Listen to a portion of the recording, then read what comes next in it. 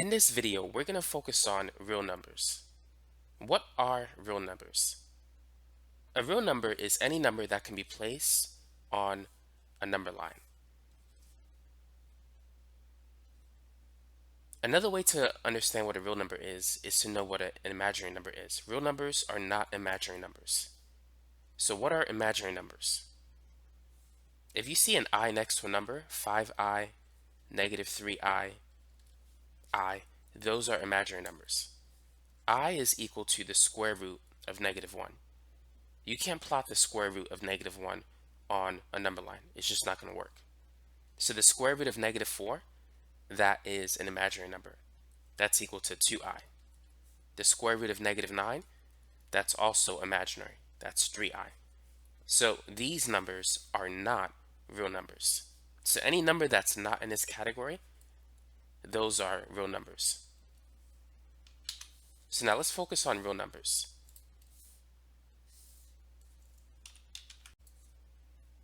Real numbers can be broken up into two categories: rational and irrational numbers. Now, before I give the definition of these two, let's talk about the numbers that are included in this category. First, we have integers. Integers are numbers such as -3, -2, -1, 0, 1, 2, and so forth. Next, we have whole numbers, which are integers starting from 0. So this is going to be 0, 1, 2, 3, 4, and so forth. And then next we have natural numbers. Natural numbers are whole numbers, but starting from 1. So 1, 2, 3, 4, those are natural numbers. Now, a rational number is any number that can be put in a fraction. Let's say a over b, where both a and b are integers. So 3 over 4. 3 is an integer, 4 is an integer. 3 over 4 is a fraction. That is a rational number. 3 over 4 is 0.75 as a decimal number. 0.15, this is a rational number because you can express it as a fraction using integers. 0.15 is 15 over 100. And you could reduce that. If you divide both numbers by 5, 15 divided by 5 is 3, 100 divided by 5 is 20. So 0.15 can be reduced to 3 over 20, which means 0.15 is a rational number.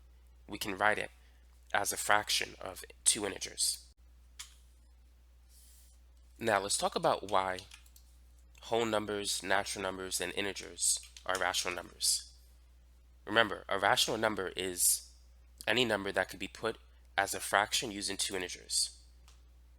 So the natural number 4, why is that rational? Well, we can write 4 as a fraction of two integers. 4 is equivalent to 8 over 2. Think about the integer -3. We can write that as a fraction of two integers. We could say this is -12 divided by 4, or we could say it's -3 over 1. So all of these numbers, whole numbers, natural numbers, integers, you can put them into fractions using integers, which makes them rational numbers. And everything that we've considered on this side so far are real numbers. So now let's talk about the other half of real numbers, that is irrational numbers. An irrational number cannot be put in a fraction of two integers. So for instance, the square root of 2, this is equal to 1.414213, and it goes on forever. You can't write this number in terms of two integers using a fraction. Irrational numbers, they tend to be non-repeating decimals, and they are non-terminating. They go on forever. You know what? Let's write that down. So non-repeating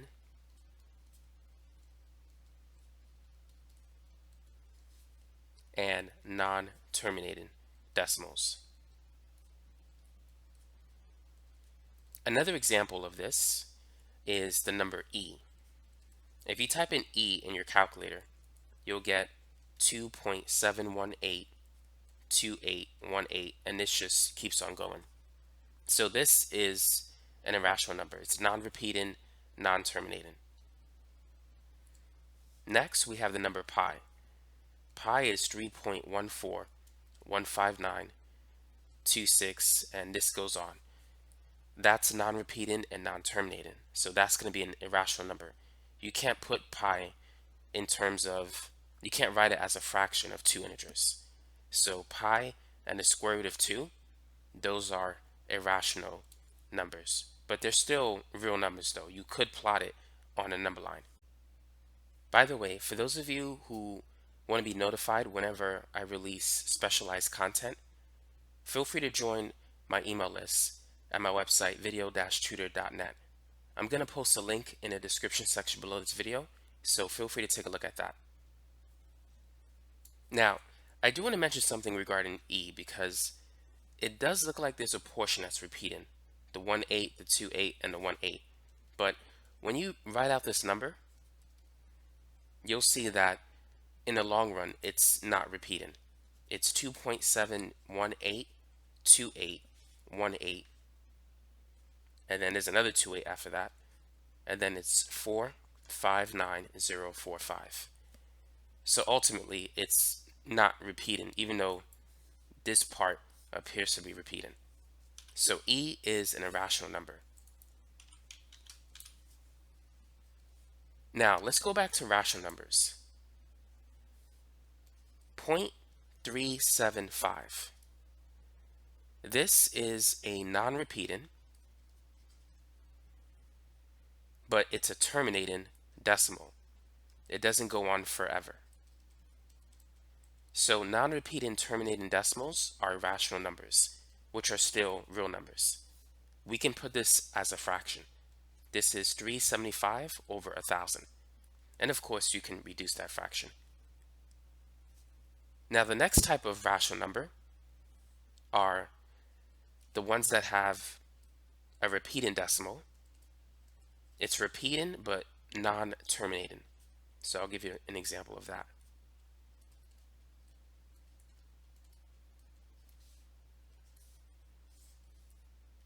So 0.2 repeating, 0.2222222, which we can write that as 0.2 with a bar on top. That's equal to 2 over 9. That's a repeating but non-terminating decimal. Another example is 0.44444. That's 4 over 9. That's repeating, non-terminating. But note that we can put this as a fraction using two integers. Therefore, these types of decimals are rational numbers, which makes them real numbers. So let me give you another example. Let's say we have this one, 0.232323. So this goes on forever. It's repeating but non-terminating. So we can put that as a fraction of two integers. That's 23 over 99, which makes it a rational number. Now let's work on some practice problems. Describe each number as a real or imaginary number, rational or irrational, whole, integer, or natural number. Feel free to pause the video and work on these problems. By the way, for those of you who need help passing difficult math and science classes, I have an ebook on Amazon, and it's entitled How to Pass Difficult Math and Science Classes. You can look it up on Amazon, or you can check the description section below. I'll post a link where you can check it out when you get a chance. So let's go ahead and work on this problem. The square root of negative 16, is it a real number or is it an imaginary number? The square root of 16 is 4. The square root of negative 1 is I. But the way you can simplify it, you can write it like this. This is the square root of 16 times the square root of negative 1. The square root of 16 is 4. The square root of negative 1 is I. so you get 4i. The fact that there's an I means that it's not a real number. It's going to be an imaginary number. So that's it for the first part of the problem. Now what about 3 pi? Is it real or imaginary? If you don't see I, it's going to be a real number. If it's not imaginary, it's a real number.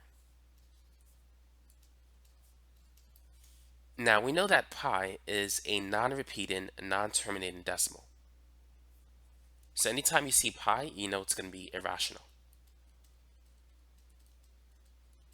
And if the number is irrational, that means it's not a whole number, it's not an integer, and it's not a natural number. Now what about negative 14? There's no I component, so it's not imaginary, it's going to be real. Is it rational or irrational? Negative 14 can be written as a fraction using integers. Negative 14 over 1, that's negative 14. Negative 28 over 2, that's also equivalent to negative 14. So that makes it rational. Now, negative 14, it's not a whole number, it's not a natural number, but it is an integer. Now, what about 6e? What would you say about that? Well, there's no I next to it, so it's not imaginary, it's real. We know the number e is a non-repeating, non-terminating decimal number, so automatically it's going to be irrational.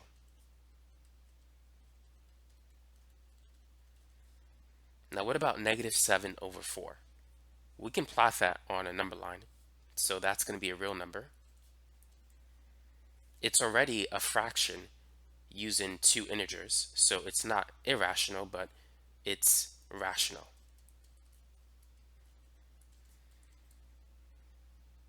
Now, because it's a fraction, it's not a whole number, it's not an integer, nor is it a natural number. So I'm just going to write fraction. 9i, the fact that we have I means it's not real, but it's imaginary. And that's all we can say about that. 0.29 repeating. So we have a repeating, non-terminating decimal, and we can write this as a fraction. This is 29 over 99. And you can plug that in your calculator if you want to. So any fraction using integers, that's a real number, and it's going to be rational as well. Positive 6, that is definitely a real number. It's also rational. We can write that as a fraction, 6 over 1, 12 over 2, 18 over 3.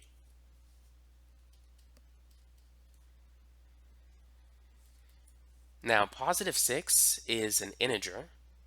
It's also a whole number, and it is a natural number. So we could describe it 5 ways. It's a real number, it's rational, it's an integer, whole number, and a natural number at the same time. Go ahead and work on the next 4 examples. So let's start with the square root of 3. And what about the square root of 9? Which one is real and which one is imaginary? Well, none of them are imaginary. There's no I. We're not dealing with the square root of a negative number.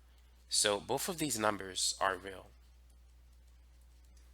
The square root of 9 simplifies to 3.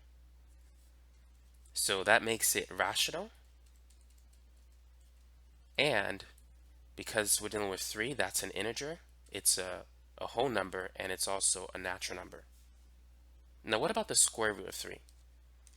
If you type in the square root of 3, you're going to get 1.73205, and this keeps on going. So what we have is a non-repeating, non-terminating decimal. It's a real number, you can plot it on a number line, but you can't write it as a fraction of 2 integers. So it's not rational, it's irrational. So when dealing with square roots, you need to determine if it simplifies or if it doesn't. If it simplifies to an integer, like the square root of 9, then you know it's going to be real and rational. The square root of negative 25, it simplifies to an integer, but there's an I in front of it, so it's not real. That makes it imaginary.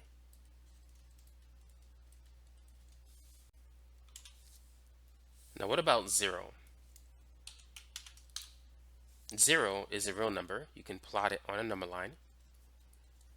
It's rational. You can write it as a fraction. You can write it as a fraction of two integers. 0 over 5, both of these are integers. They equal 0. 0 over negative 8, they're both integers. They equal 0. So 0 is rational. It's an integer. It's a whole number, but it is not a natural number. Now what about 0.27? We have a non-repeating, terminating decimal. 0.27 can be written as a fraction, 27 over 100, which makes it a rational number. And because it doesn't have an I next to it, it's real. So it's real and it's rational. But it's not a whole number, integer, or natural number. Now next up we have 0.531 repeating. The 5 is not repeating, but the 31 is.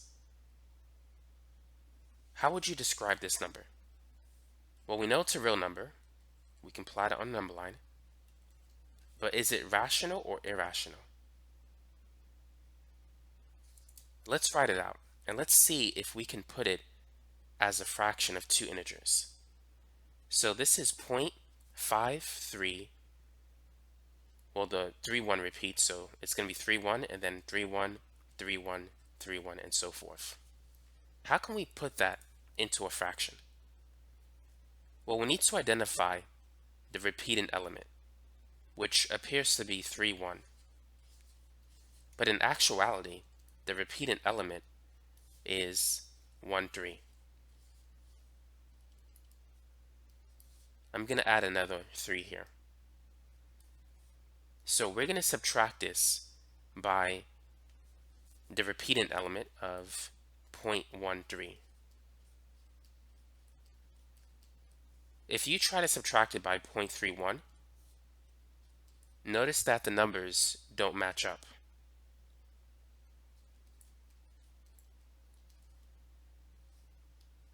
This 1 does not correspond to this 3, and this 3 does not correspond to the 1. So therefore, it's not 31, but it's actually 13. If we subtract the first number by 0.13 repeating, note that the numbers match up. So this part right here cancels with this part. So we have 0.53 minus 0.13, which is 0.4. So 0.4 is the non-repeating part of this number. So what does that mean? 0.531 repeating, which is this number, can be written as 0.4 plus 0.13, 13, 13, so forth, or 0.13 repeating. When you add these two numbers, you get this number. Now 0.4, we can write that as a fraction. That's 4 over 10. 0.13 repeating, we can write that as a fraction. That's 13 over 99. Now 4 over 10, we can write that as 2 over 5. So to combine this into a single fraction, we need to get common denominators. I'm going to multiply the first fraction by 99 over 99 and the second fraction by 5 over 5. 2 times 99 is 198. 5 times 99 is 495. And then 13 times 5 is 65. 198 plus 65 is 263. So you could type this in your calculator. Type in 263 divided by 495. And you should get 0.531 repeating. You should get this number. So the fact that we can put it as a fraction of two integers means that it's a rational number.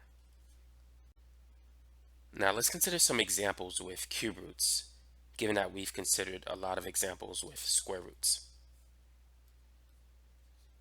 So let's start with the cube root of 8, and then we'll have the cube root of -27, and the cube root of 10, and then the fourth root of -16, the fourth root of 81, and the fourth root of 20. So the cube root of 8, how would you describe that? Well, first, see if you can simplify. The cube root of 8 is 2, because 2 times 2 times 2, 3 times is 8. So we could simplify that into an integer, which makes it real, it's rational, and it's an integer. It's also a whole number and a natural number. Now what about the cube root of -27? Is that real or imaginary? Now you need to distinguish the square root of, let's say, -16 from the cube root of -27. The square root of -16, that's not a real number. That's 4i. The square root of -27 is a real number. That's -3. Because -3 times -3 times -3, 3 times, is -27. -4 times -4 is not -16. It's +16. So the key here is to look at the index number. If the index number is even, and if you have a negative inside of it, it's going to be imaginary.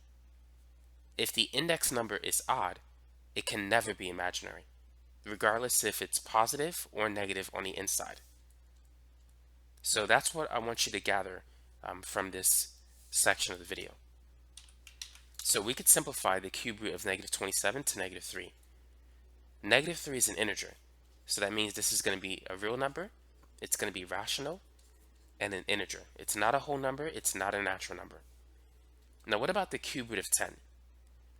Well, that's a positive number, so it's going to be real. Is it rational or irrational? The cube root of 10 doesn't simplify into a nice integer. If you type in 10 raised to the 1/3, which is equivalent to the cube root of 10, this is going to be 2.154434, and it keeps on going.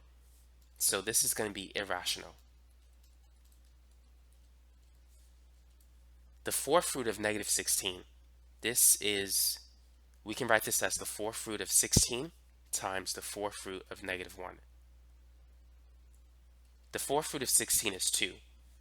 The fourth root of -1, that's like taking the square root of -1 inside of a square root. The square root of -1 is I. So what we really have is the square root of I, which is not going to be a real number. The fourth root of 81 is simply 3. 3 times 3 times 3 times 3, 4 times is 81. So that makes it real, rational, it's an integer, we have a whole number and a natural number. The fourth root of 20, that's 20 raised to the 1/4. That's 2.114742527, and I'm sure it's going to continue. So it's a real number, but it's a irrational number. So when dealing with square roots, cube roots, fourth roots, if it doesn't simplify to a nice number, chances are it's going to be real and irrational. If you have a negative number on the inside and you're dealing with an even index number, chances are it's going to be imaginary.